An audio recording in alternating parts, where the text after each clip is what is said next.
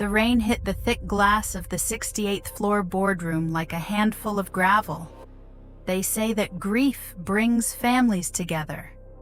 But when there is $50 million on the table, grief is just a mask you wear to the bank.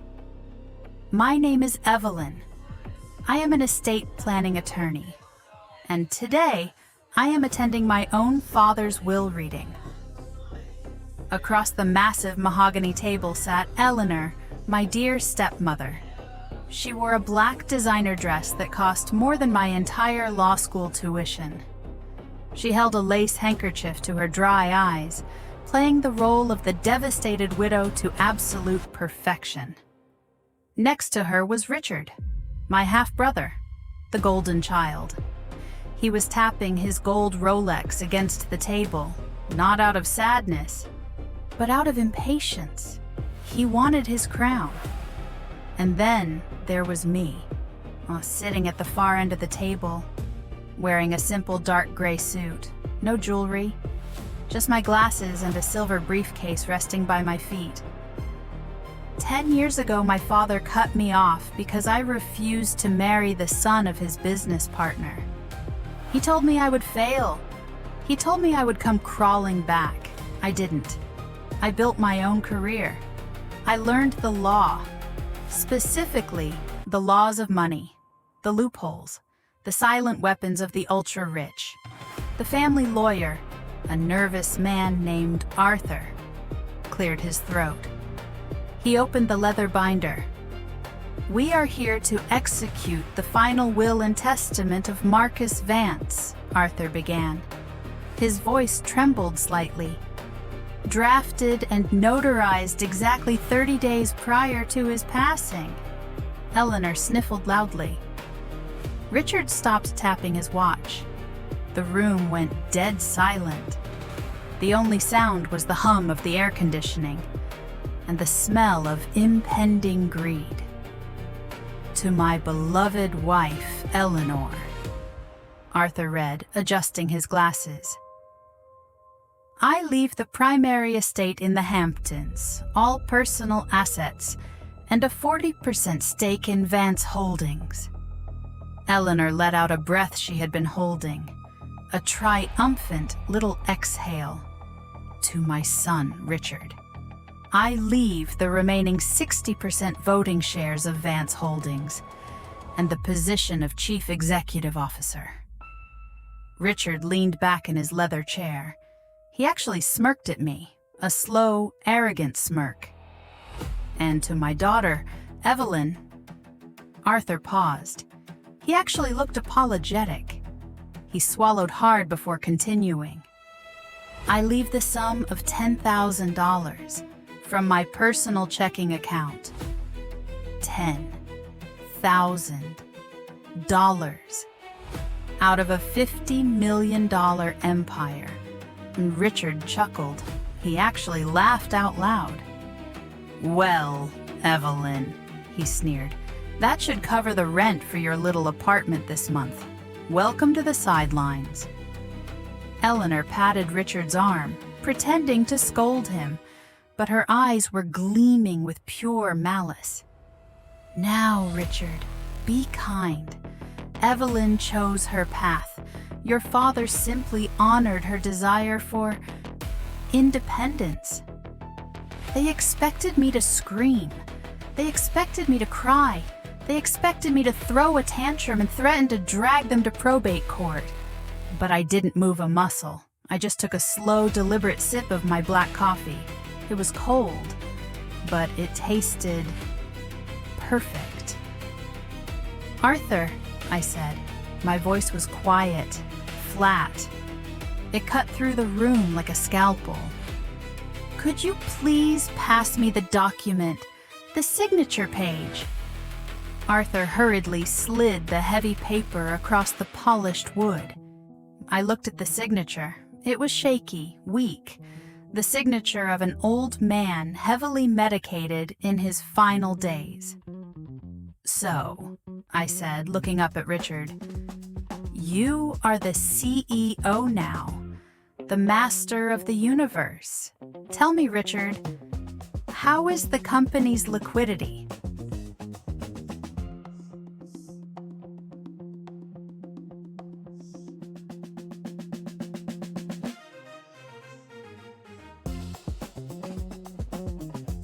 Richard bristled. He hated being questioned, especially by me. The liquidity is fine. We are restructuring.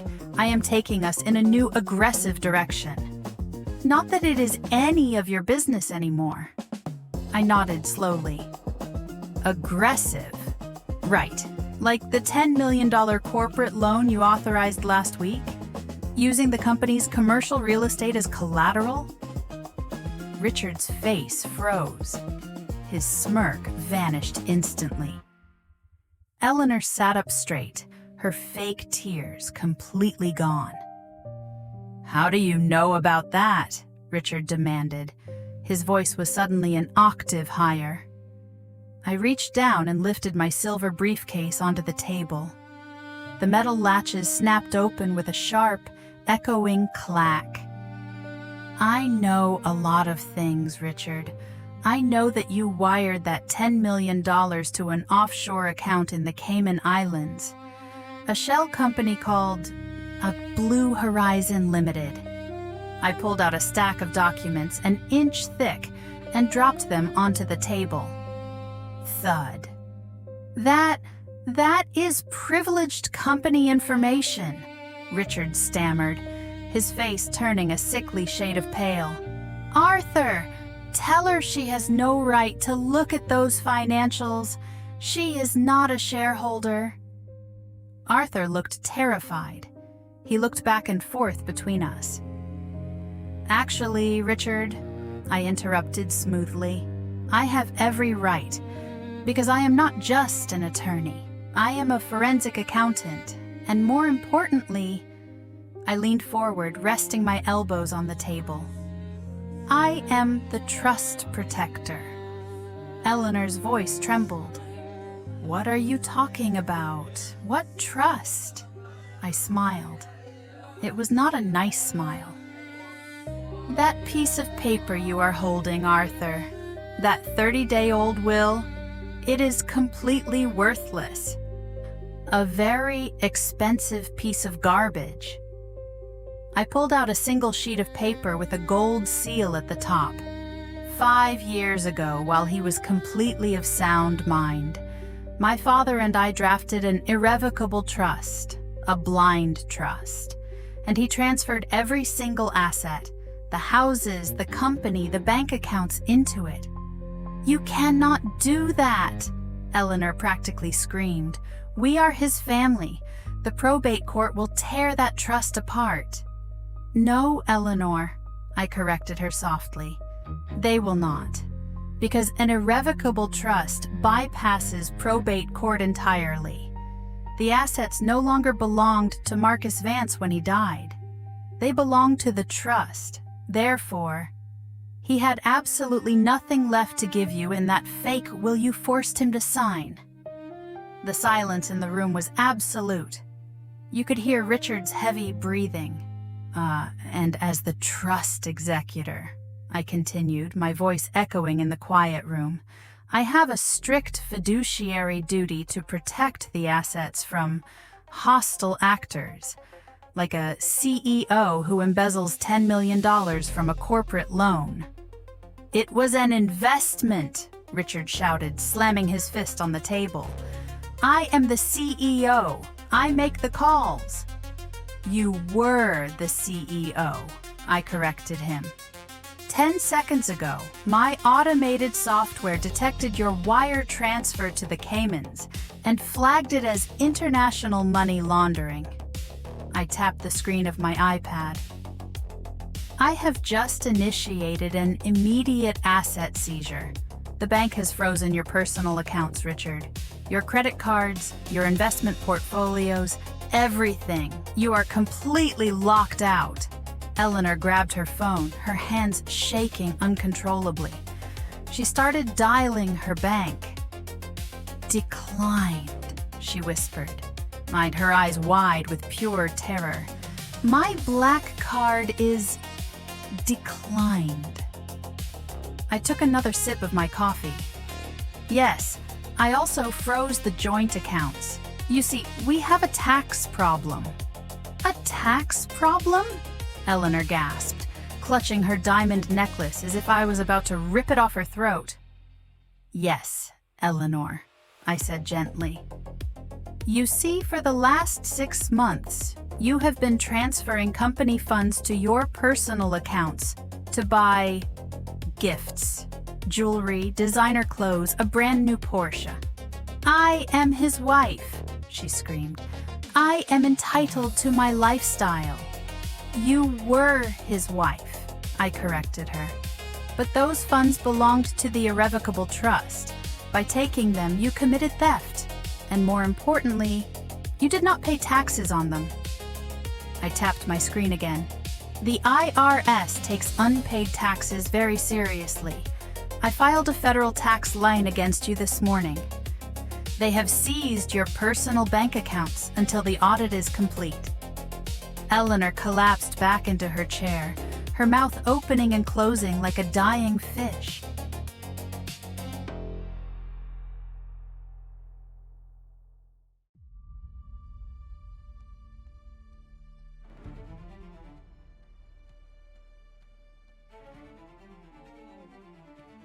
Richard slammed both hands on the table, leaning over, trying to physically intimidate me.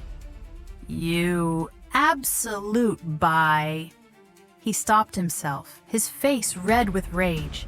You think you can just steal our inheritance with a fake trust document? I will hire the best litigators in New York. We will drag you to probate court. We will tie you up in litigation for a decade. I looked up at him, slowly, without blinking. I was hoping you would say that, Richard.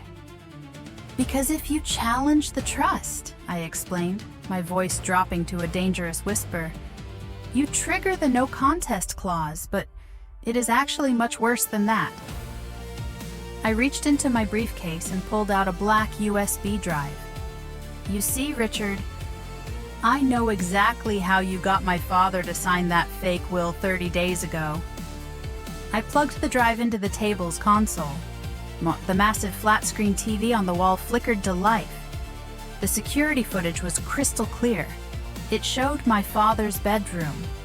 It showed Richard and Eleanor standing over his bed. It showed Eleanor forcefully guiding his shaking hand to sign the document, while Richard yelled at the attending nurse to get out. Under New York state law, I said, the video playing behind me. Coercing a heavily medicated senior citizen to sign legal documents is classified as elder financial abuse. Richard stared at the screen, all the blood draining from his face. He looked like a ghost. Elder financial abuse is a felony, Richard, I stated coldly. And under the Slayer statute, anyone who commits a crime against the testator is automatically, immediately, and permanently disinherited. I closed my laptop with a soft click. You have exactly nothing. Not the house, not the company, not even the $10,000 you mocked me for.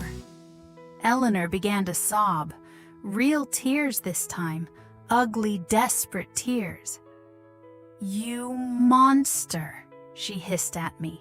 You manipulated a dying man. You took advantage of his dementia to set up that trust 5 years ago. You are just as corrupt as we are. Arthur, the lawyer, looked at me with a mix of awe and slight horror.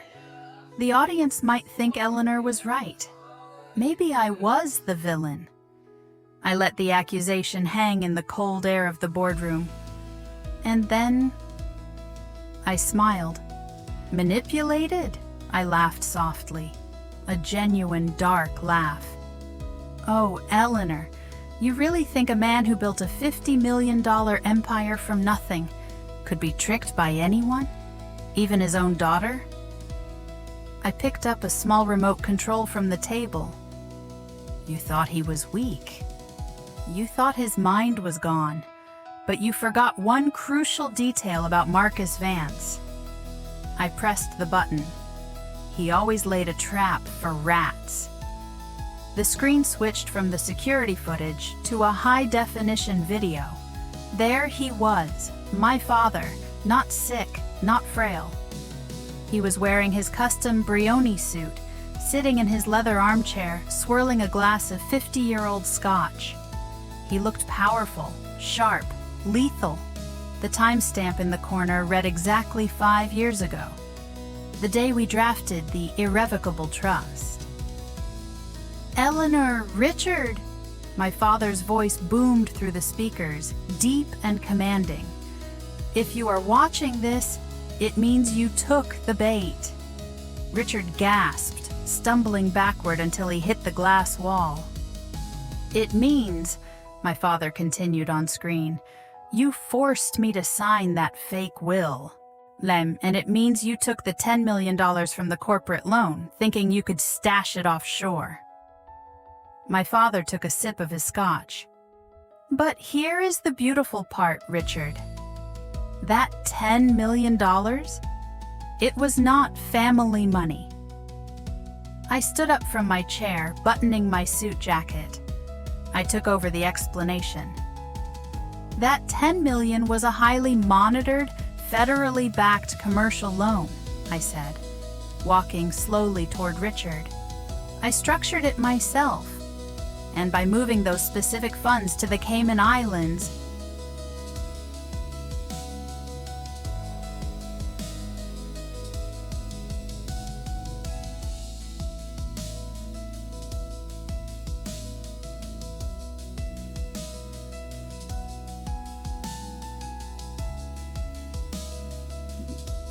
"You did not just commit embezzlement," I whispered, standing right in front of him.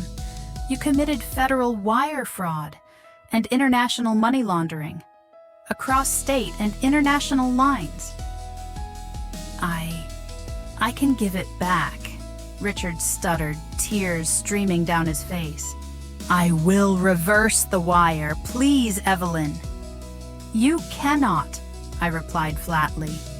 "Because the moment the money hit the Caymans, the banking algorithm I wrote sent an automated report directly to the Financial Crimes Enforcement Network." On the screen, my father raised his glass in a final toast.